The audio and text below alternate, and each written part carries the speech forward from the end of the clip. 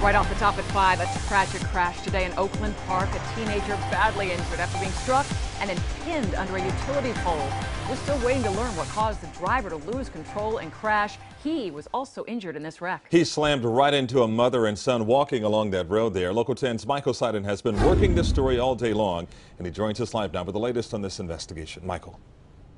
Well, you know, the details surrounding this crash are just horrific. Get this, a mother and her 14-year-old son, they're walking together down a sidewalk when an out-of-control SUV plows into them. Tonight, that teenage boy is inside this hospital undergoing surgery. Tonight, a mother and her 14-year-old son remain in the hospital after they were struck by an SUV while walking along Dixie Highway in Oakland Park. The horrific crash happening in front of dozens of witnesses. This man shaken by what he saw. I saw a pole dangling, bouncing. I saw a vehicle go right into the wall.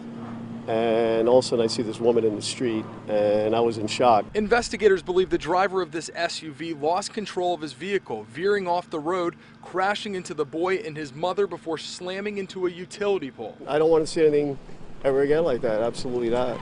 Anthony says he was one of the first witnesses to make the call for help. The kid there, he was just, you know, his legs were severed, and he was just standing there, help me, and he was in shock, you know. And I walked away and I couldn't take much more. Yeah, really tough stuff there. Again, the big question is what caused this driver to lose control of his SUV? We are still working with investigators trying to figure that out. As far as the conditions of the boy and his mother, still unknown, but as you heard in that piece, he looked like he was in critical condition. For now, we are live in Fort Lauderdale. I'm Michael Seiden, Local 10 News.